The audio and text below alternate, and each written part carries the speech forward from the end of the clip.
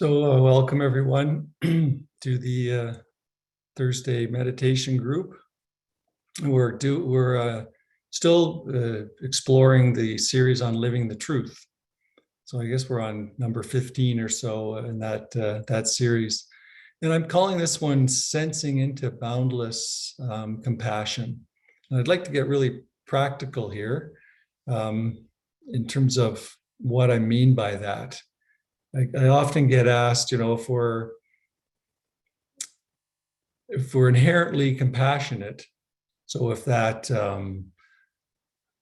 being, that silent, quiet being that we're sensing into when we're meditating is inherently compassionate, it's already boundlessly compassionate. So just simply by sensing into that, we sense into our natural compassionate nature. So if we're inherently compassionate and loving, why do we need to do meditations such as loving kindness meditations and compassion meditations? I often get asked that. So I'll just start right out by sort of addressing that question. We do those, loving kindness meditations and compassion meditations simply to kind of incline ourselves towards that natural quality that's already there. Right? We're kind of, I like to call it inclining the heart in a particular way. So if you're thinking, these loving thoughts, may all beings be well, may all beings be happy, or may I be happy and free from suffering.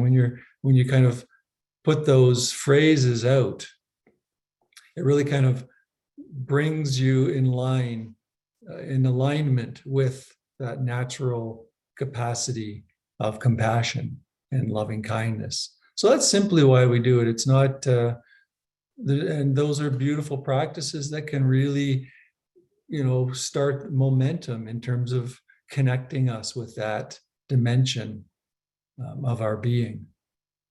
The other way, of course, is, resting in that still, aware silence as we do in our meditations often. I mean, that's basically how I meditate every day, is keep it very simple.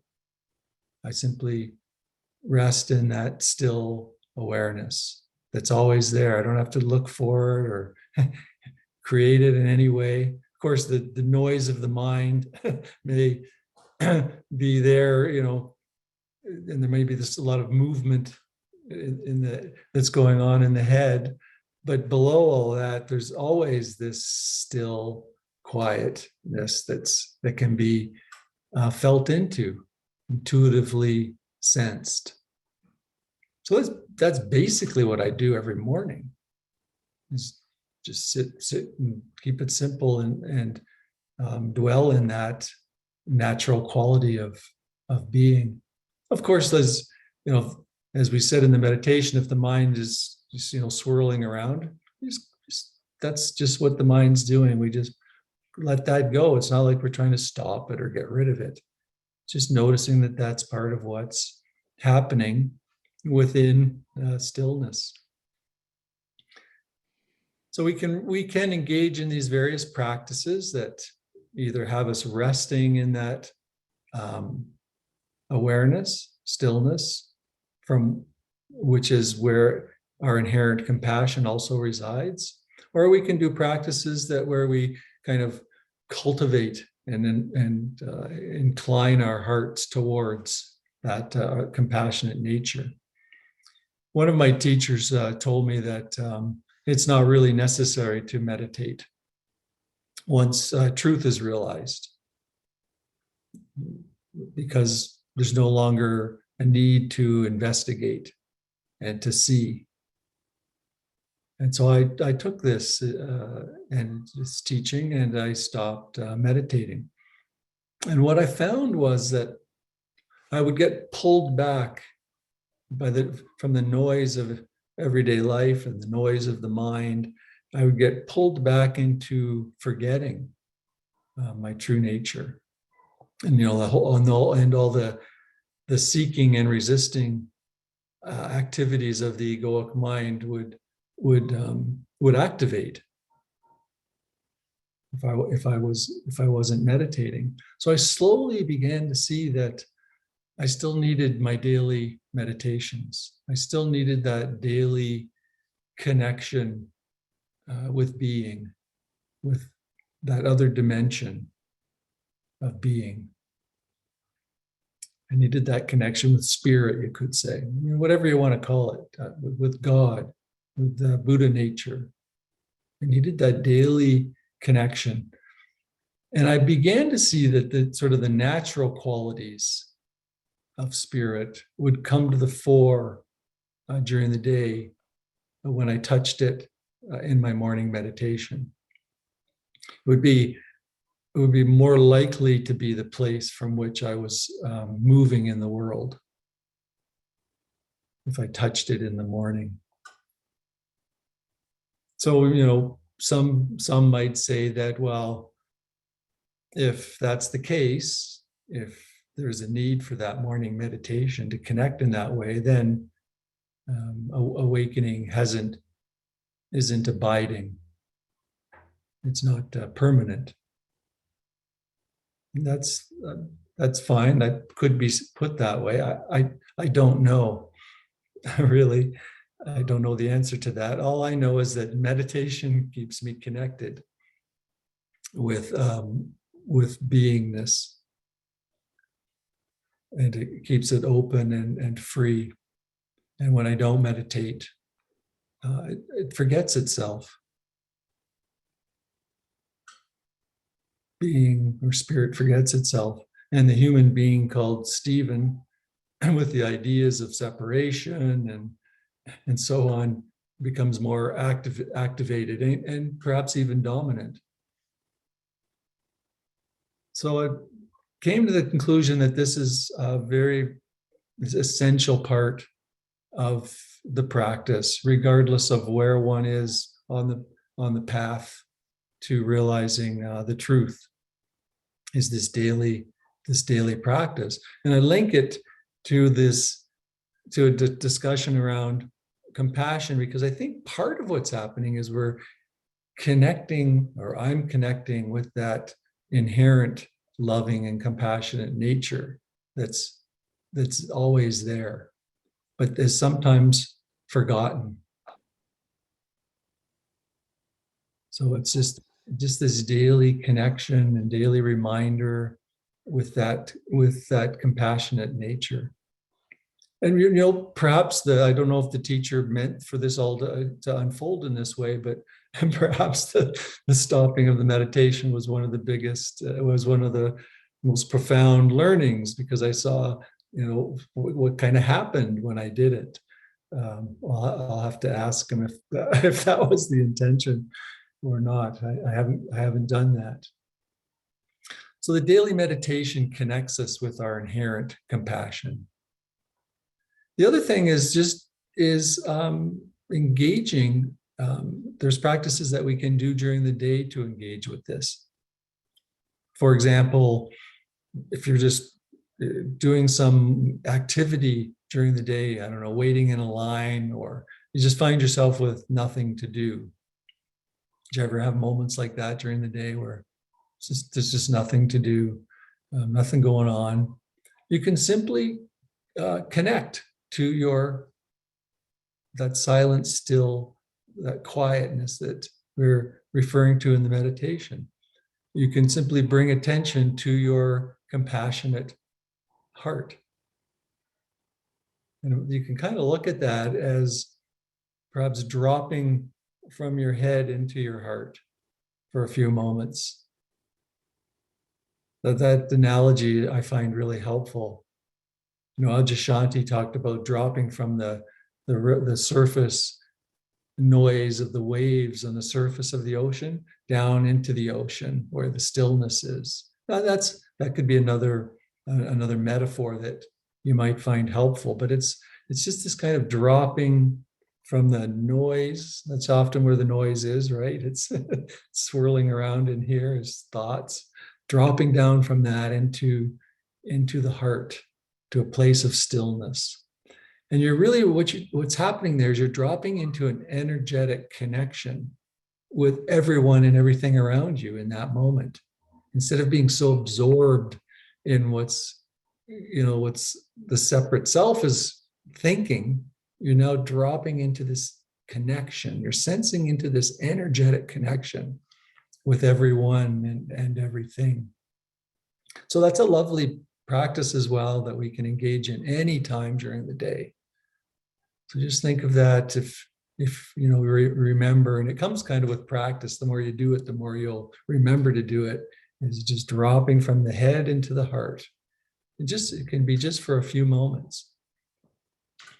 And I've called that in the past, enlivening the big heart, or the true heart in this way.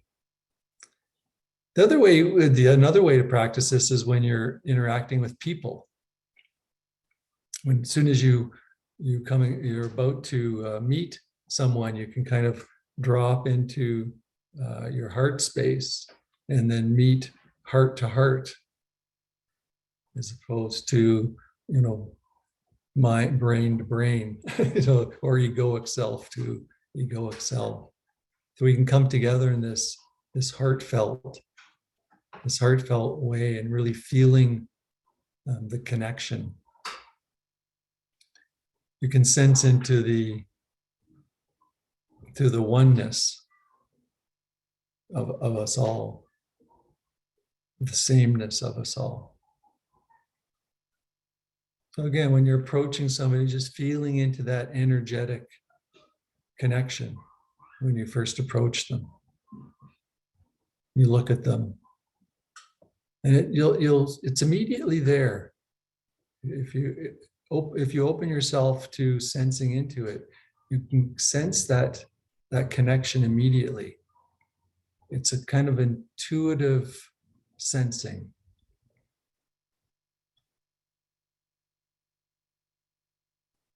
And some of you know I taught social work for many years, and I used to really engage in practices with my students to get them to connect with their, what we called clients, to connect with their clients from that energetic, heartfelt space, as opposed to entirely from the mind. And I would do practices with them to sort of, a meditation, to kind of get to directly sense into that space. And then they would interact with, we do role plays with clients, and one person would be a client.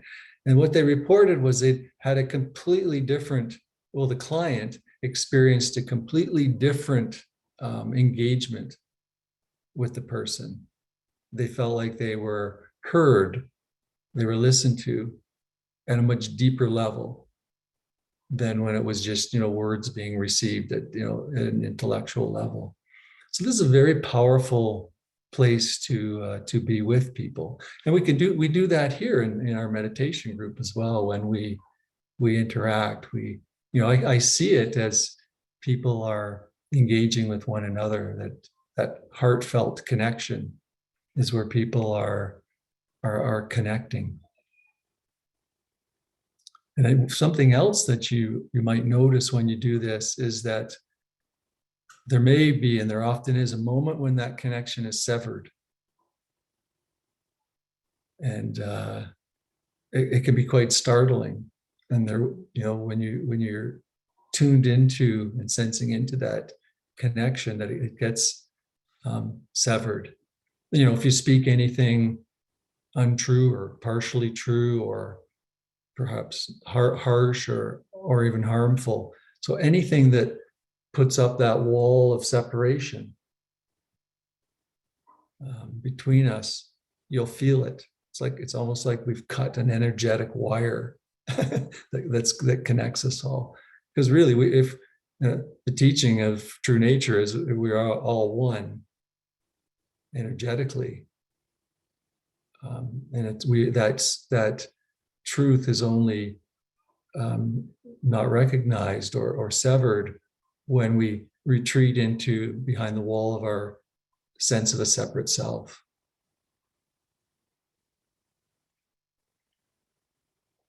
So these are a couple of hopeful practices. I hope that you can bring into your life as ways to sense into the boundless compassion that's inherent within us all.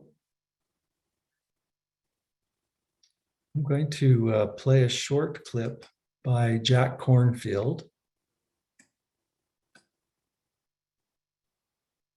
called Responding Mindfully. Let's get this queued up. What? Share it. Okay.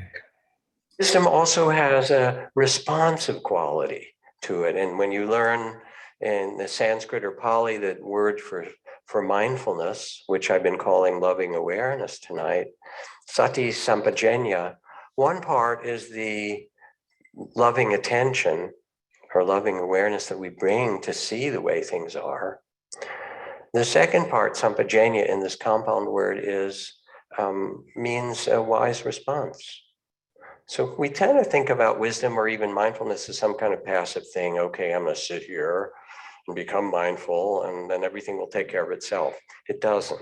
I mean, it will take care of itself while you're sitting there, I promise you. And you can even turn off your devices for a while, and it'll all be there waiting for you. You don't have to worry. You're not missing anything. But wisdom has both the clarity, like a mirror, it sees what's there, and then it has a responsive nature to it. We could call that the wedding of wisdom and compassion. And in one great Buddhist text, after you awaken, let me see if I can find the passage, it says, and now you've freed the heart from attachment and fear. And attachment doesn't mean you don't love or care for things, but you're not grasping them in a way, because you know that everything comes and goes. You tend it, you love it, you care for it. And now that the heart has been freed, there is born in you exceeding compassion for all those living creatures who do not realize the freedom that is the essence of their own hearts and minds. And you'll spend your life working for the sake of others because they are a part of you. But all your meditations have cleansed away any idea that these others are in any way separate than your own heart and mind. And so there comes, as you quiet and as you see clearly, somebody falls down, you help them up. Somebody's hungry, you give them food. You know, a child's crying and you pick them up and walk the baby or whatever it happens to be. Not because, oh, now I'm a wise person or I'm a caring person, but because it's part of who you are. In the most essential and beautiful way, your heart wants to do this. And it doesn't mean that then you go around and try and fix everything in the world. It's not your job to fix the whole world. That would be, how to say it, a tiny bit egotistical, right? Just a little tiny bit. It's your job to respond to or tend with your particular gifts and capacities to what you can touch, to what you see and hear. And for each of us, it will be different. We each have different gifts to give that allow this to happen. But the heart then responds. And this is a part of wisdom. When Ram Dass went to his guru, Neem Karoli Baba, and said, how do I find enlightenment? And Neem Karoli Baba said, it's simple. Love people and feed them. And Ram Dass said, no, I asked about enlightenment. And Neem Karoli said, yes. And I answered, love people and feed them. Because this is a dimension of the awakened heart. When you see clearly, then you see the sorrow and you respond with compassion. You say, there's another possibility. There is another way. And it doesn't have to be, again, a grim duty. This is Molly Ivins, who was New York Times columnist for a long time and a journalist in Texas and very much of a social activist. Who died a few years ago, and she wrote, so keep fighting for freedom and justice, beloveds, but don't forget to have fun doing it. Be outrageous, rejoice in all the oddities freedom can produce. And when you get through celebrating the sheer joy of a good fight, be sure to tell those who follow how much fun it was.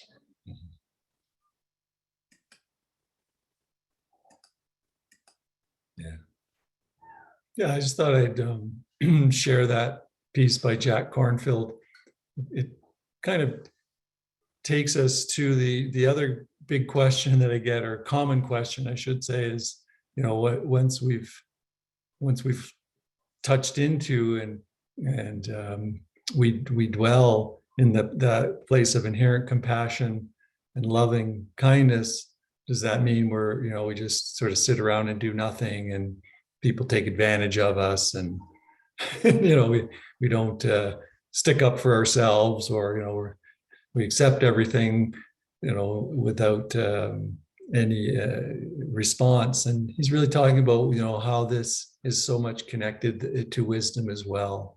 And it is about, you know, responding from that place of deep connection with our knowing of oneness, our knowing of interconnection.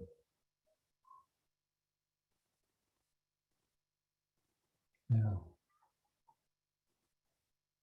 I think I've got more notes here, but I think I'm going to open it up for some questions and comments from people, how you perhaps have connected with your compassion practice, loving kindness practice, how this might manifest in your life in ways that you sense into it. Because really, for me, the practice is so much about sensing into this innate capacity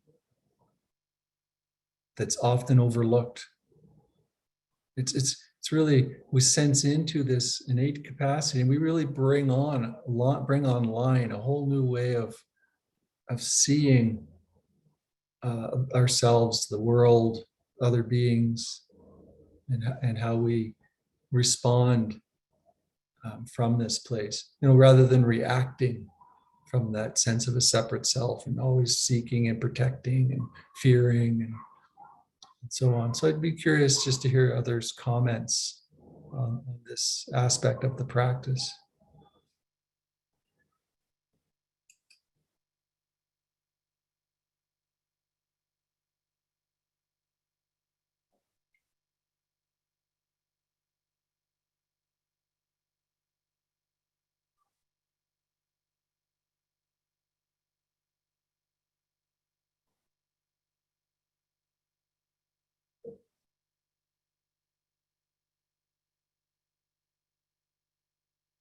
Or anything else that's on your mind around your practice. Actually, I usually always say any practice questions are welcome.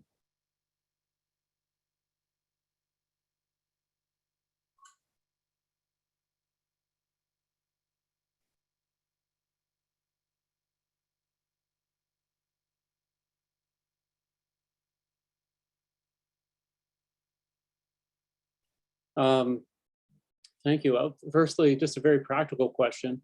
Can we maybe get the link to that meditation? That was wonderful. I really enjoyed that meditation by Adyashanti. He sounded like he'd been meditating for like a year or something. His voice was so calm and low. Anyways, it was a really good meditation. Thanks for sharing. I really liked the Jack Kornfield too, especially when he was talking about his Ram Dass speaking to his teacher, and he said, you know, how do I achieve enlightenment? Just love people and feed them. It reminds me of like really that you know, there's nothing that I can really do to achieve enlightenment other than just really go out and live life and kind of see what happens. It reminds me of the story that I don't know where it's in the book Zen Mind, Beginner's Mind, where someone asks Roshi Suzuki, like, when did you achieve enlightenment? And his wife yells from like the back of the studio, says, or when did you have your enlightenment experience? And she yells and says, he never had one. Because you can't really do anything to achieve enlightenment. It's already here. And it's really, the seeing of it is a complete mystery to me, but it's there. And just keeping that in mind, like when I find myself in those moments when I'm identified with my separate self, I find it helpful to keep in mind that there's nothing that separate self can go about doing to make me be a better person or anything like that. Like I guess it can kind of think it is, but it's actually could do good things, but it's just feeding the delusion a little bit more. So just looking at that separate self as being actually, that is pure consciousness as well. If you're just not identifying with it, it's pretty neat. On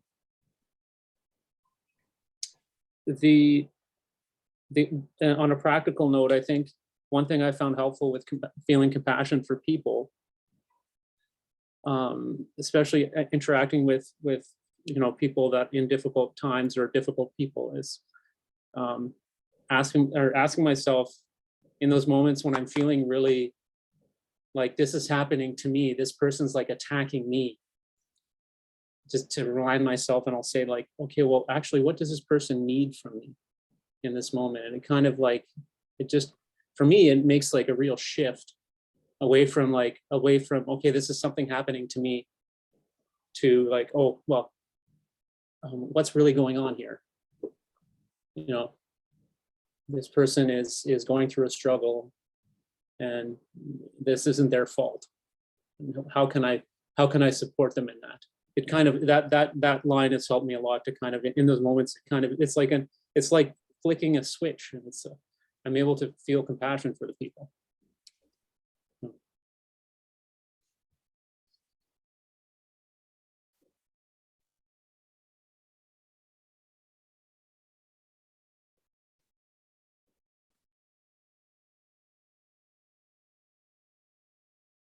Well, thank you, Stephen, for reminding me that we are a machine that needs frequent recalibrations. And sometimes I get frustrated when I have to do the same adjustment day after day or week after week. I said, geez, I've been adjusting this gear 10 times and still not adjusted. But it's what the practice does, is you pay attention to the gears and you see which ones are noisy, which ones are wobbly, and you just do a little tweak on how to put them back in again. And as your teacher said, maybe eventually the machine doesn't fall out of adjustment anymore. I'll find out if I ever get there, or when, or whatever. But I think what I took out of your comments is to accept that it's just normal that the machine falls out of adjustment. And your job is to keep tuning it as necessary. And if you have to do the same adjustment 3 days in a row or 3 weeks in a row, well, so be it. It's just normal. So that those comments of yours, they gave me some peace of mind that this repeated adjustment is just normal.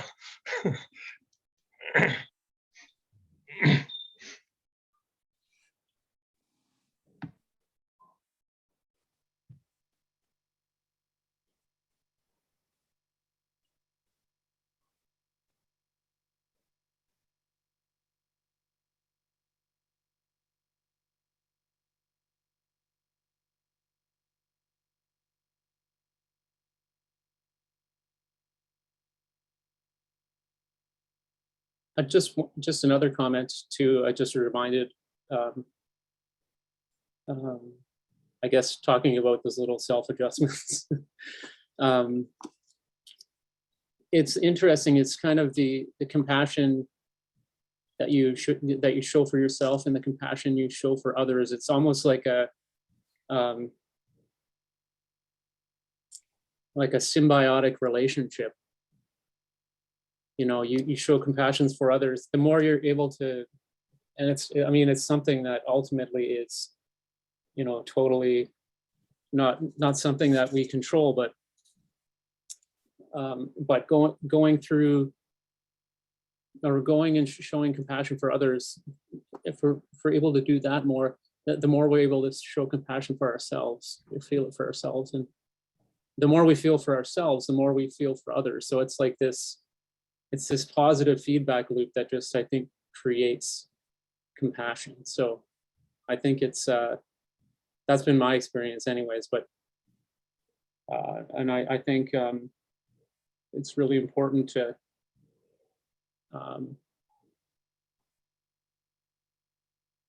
I think especially in the West, we have this, you know, we're raised with this this really, like, a lot of us experience, and I know I experienced this, but experience this kind of deep-rooted kind of shame, you know, that there's something fundamentally wrong with us.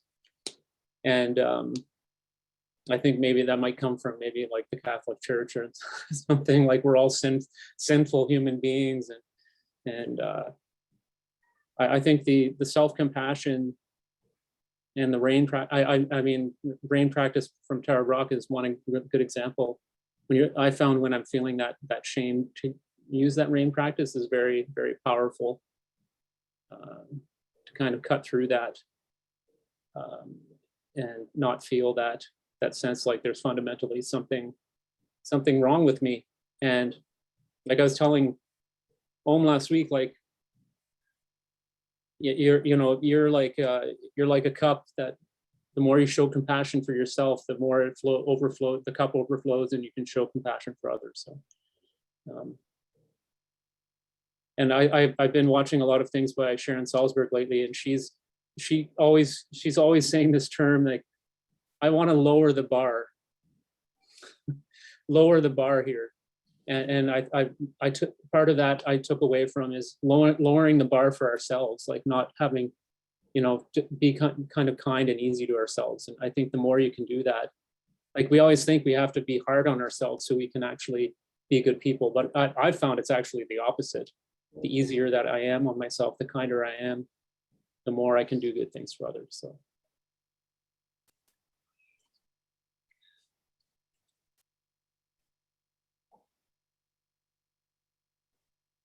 Yeah, the whole notion of self compassion is something that you know, in the Buddha's teaching wasn't emphasized, and in, you know, Tibetan culture and Buddhism, it wasn't emphasized at all.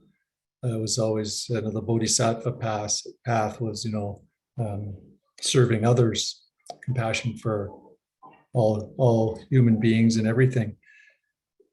So there is something to that, it being somewhat a Western phenomenon, and it is important if we are you know, really harming ourselves with self-criticism or even self-hate, right? So the popularity of these self-compassion teachings are a way for us to get beyond that, so that then we can connect to that deeper dimension of our being. So yeah, it's very, very helpful to you know, to love ourselves, have compassion towards this, you know, this being, this human being that's here, so that then it can also be touched at a deeper level, because love towards oneself is love towards everyone, because it's all one. And love towards another being is also love towards yourself. And it's that realization that's so fundamental to these teachings. It's I mean, that's what enlightenment is, right? It's all it is It's realizing that we're all one. That our true nature is, your true nature is the same as my true nature is the same. It's the sameness. Our true natures is the same true nature. It's one true nature. It's whatever you want to call it, God, an energetic force, Buddha. There's so many words that different spiritual traditions have given it, and they're all pointing to the same thing. That's ultimately what all enlightenment is, and it's that simple. Of course, our minds can get onto it, and this is what Jason was pointing to: is your mind can, the egoic mind can latch onto it and make it a big project and complicate it to no end. And I think that's why my meditation has really moved backwards in terms of becoming more and more simple. I'm probably not exaggerating if I say I've pretty much done every type of meditation that's out there for prolonged periods of time, and read about them and studied them at the same time. And where I'm left is to let go of all of that and keep it very simple in terms of sensing into that stillness, that quiet that's always and already there. It doesn't have to be created. And what, it's not an experience. That's why Suzuki Roshi's wife said, he's never had an enlightenment experience, because it's not an experience. It's not something the self has as an experience. It's actually quite the opposite. It's something that is known as beyond the self and beyond all experience.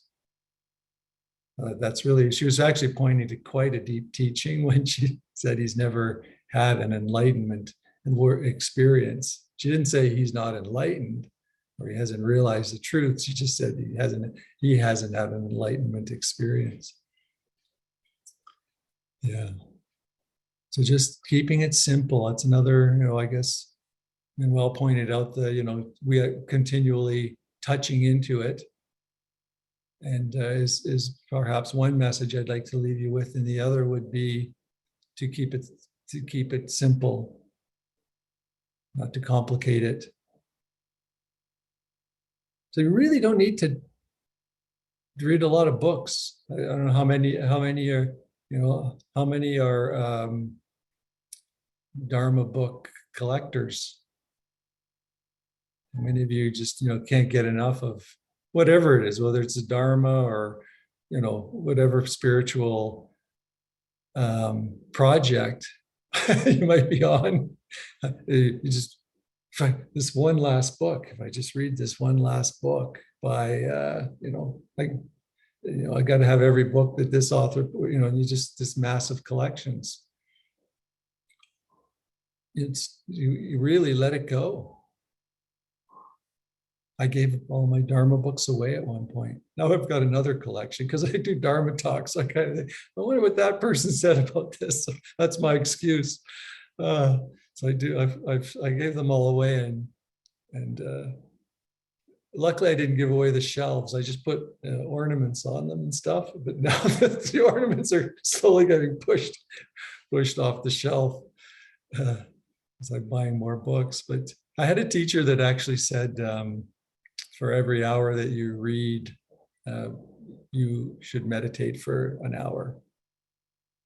So you can read as much as you want. If you want to read books on spiritual books for 5 hours, then just record that as 5 hours of meditation that needs to be done to keep the balance. Well, that was very interesting. You really start to realize how much you need to meditate in order to get all that reading in. And ultimately, as I've said, it's not really necessary. It's not necessary. Yeah.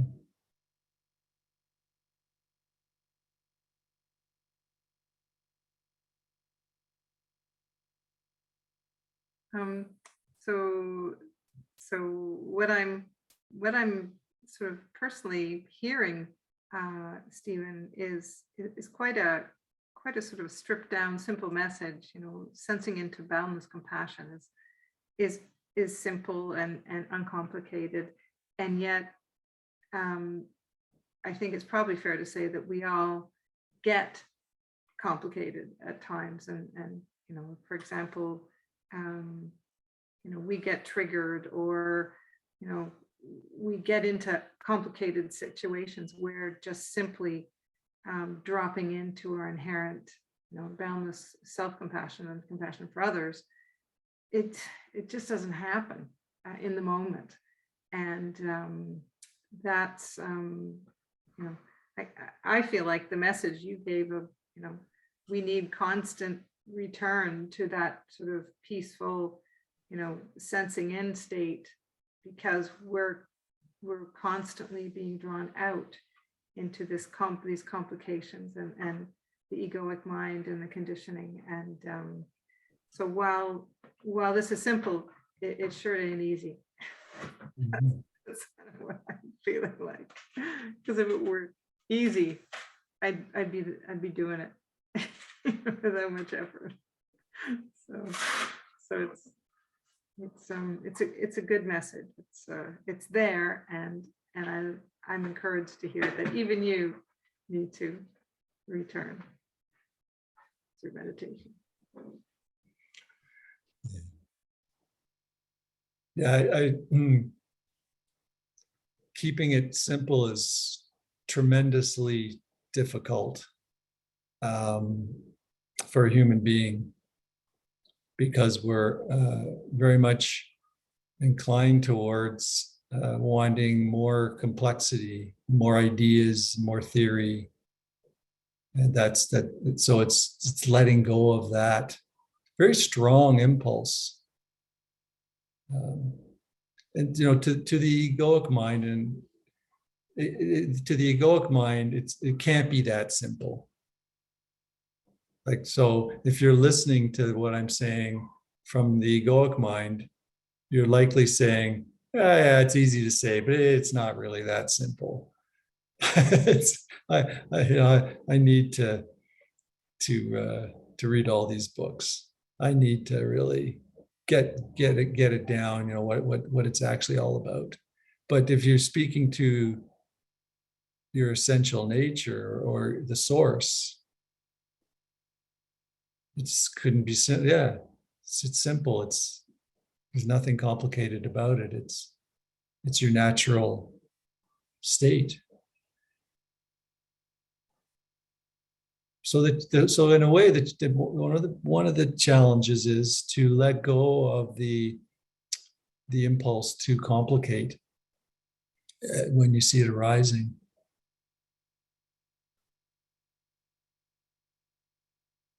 So simply sensing into our source, our essential nature, our true nature, just sensing into it, and dwelling there, just connecting with it. You know, the breath. And if you get lost in your mind, if you get lost in thought, you can kind of come back to the breath, because the breath is always there, and it kind of regrounds you, and then just open back up into the stillness around the breath.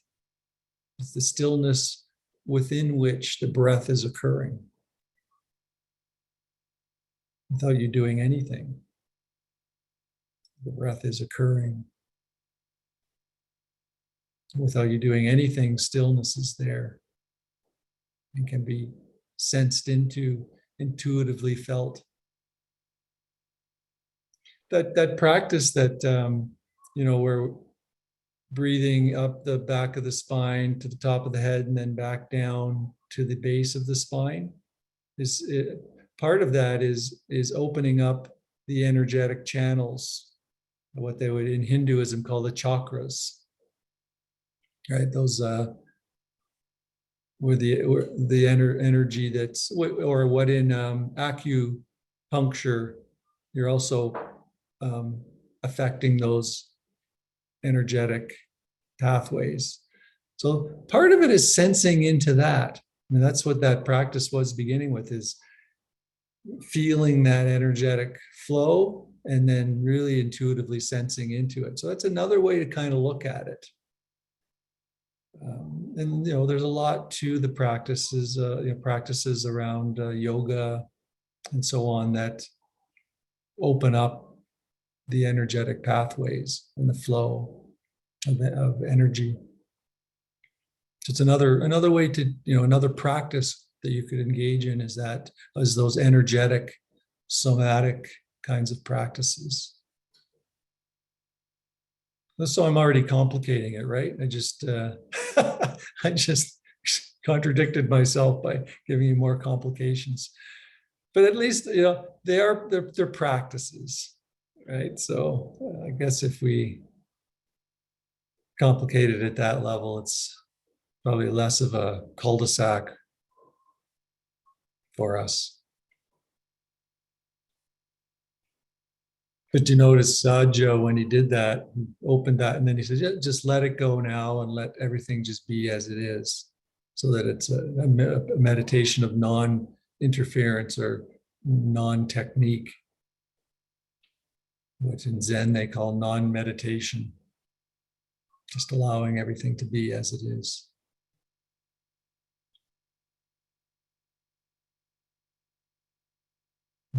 Ellen?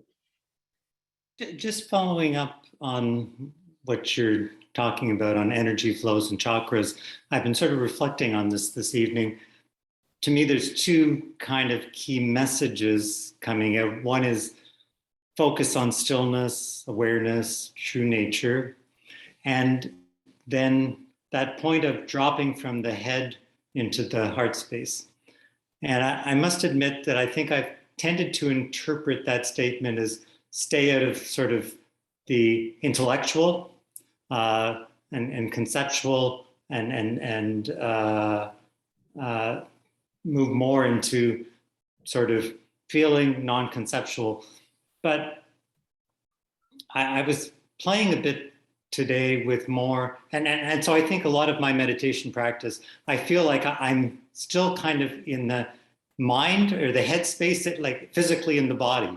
I'm sort of in that in the head space up there, but setting aside thought and anything intellectual, just feeling, sensing into awareness. But today, when there was that emphasis, and maybe it's because of Adyashanti's talking about the energy flows, I was doing more of a dropping from feeling at sort of up here somewhere, even in a non-conceptual way, to physically down sort of where the heart is. And it felt different. It did feel a more kind of grounded, visceral kind of sense of connection and oneness and so forth. And I just wonder if you have any thoughts about sort of actually the physicality of where in the body you're focusing sort of your sense of energy. I mean, I also noticed Adyashanti, I think at the beginning, talking about letting your tension drop down to the belly. So he did seem to be focusing a lot on where you're directing certain energies. But this dropping from the head space into the heart space, are you intending that to refer also something, actual physical location where you're doing the sensing?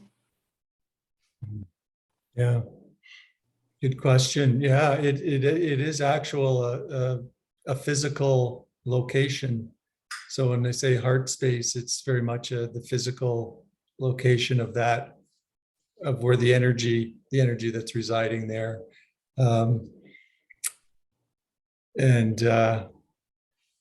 Yeah, I don't know in a Dharma group, insight meditation group, how much I should talk about this, but I was convinced of the truth of chakras at a retreat with Anadea Judith many years ago, and it was a 7-day retreat, and each day we focused on a different chakra, and each chakra has movements, has sounds, has a sense, has a whole collection of things that are associated with that chakra. And we would spend the whole day just on each on that one chakra.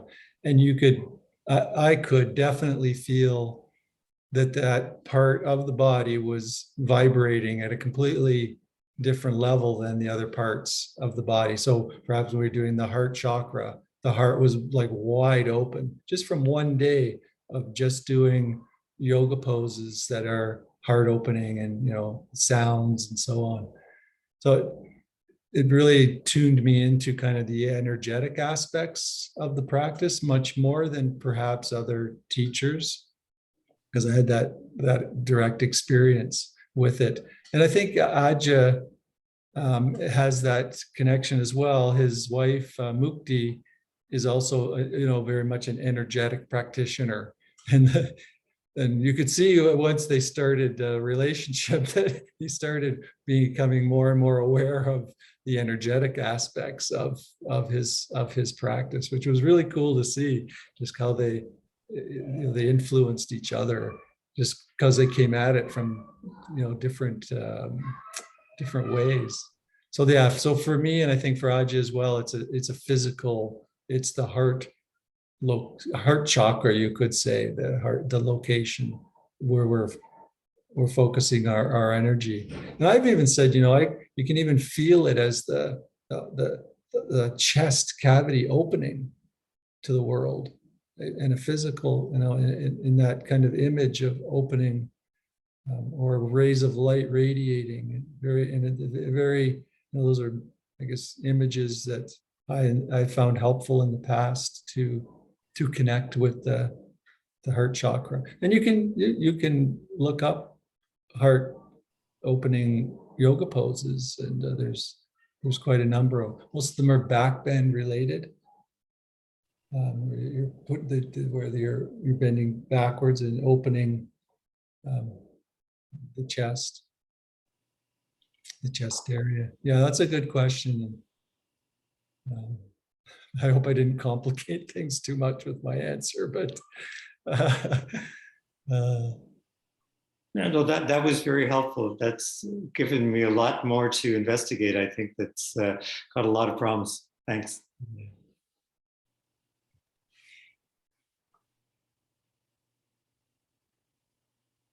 I'm not sure if that's what if that's what he means, but I've, I guess, done some experiments in a way. For example, with my family, people that I interact with, or even if I don't, like, I've done experiments of me going to Costco, for example, of when it's kind of like autopilot, where your mind is going, okay, I gotta get this, I gotta get chicken, I gotta do this, and you've got all kinds of things going into your mind. And that's when you're in your head. But when I stop that and I make a conscious decision to open up my heart and listen from my heart space, people feel it. Even people know, they like, all of a sudden it's like they're seen, instead of just they're talking to you, or they're not talking to you. When I do this, sometimes they're complete strangers, and I find myself that I'm walking around smiling, my heart is open, I feel a lot of compassion for everybody around me, and it's contagious. People feel it, they notice it. Sometimes I get like a surprised look and I get a smile from them. I think what that spoke to me and said to me was those moments when I make that conscious decision of stop all the buzzing and sink down and go with my heart and open that up and just open that up, and that kind of gives me, that kind of stops, and sometimes it comes back, but the buzzing kind of stops, and then I feel this energetic compassion, love coming from my heart space, I guess. Yeah. Beautiful. Yeah, beautiful. Thank you for sharing that. And what a place to do the practice, Costco.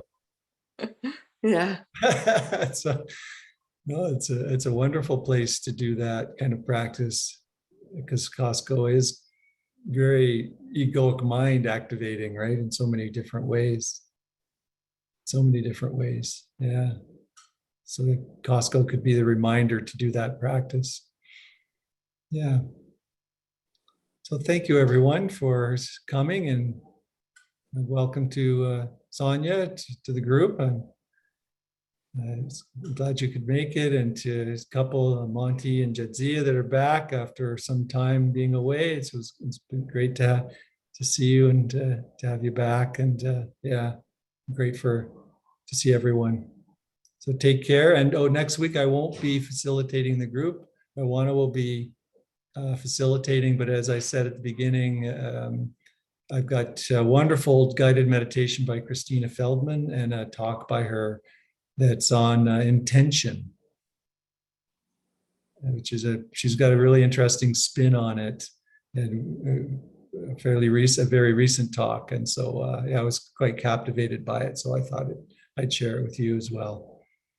So take care and be well, everyone. Thank you. you. Thanks. Night. Good night, everybody. Thank you. Night, everyone. Thank you, Stephen. Good night, everybody. I like the bird too. I like that the bird though joined us tonight. I hope that Yes, I saw that happening. too. That was so nice. Bye, guys. Ciao. Nice to see you guys. Ciao. Bye. Bye, everyone.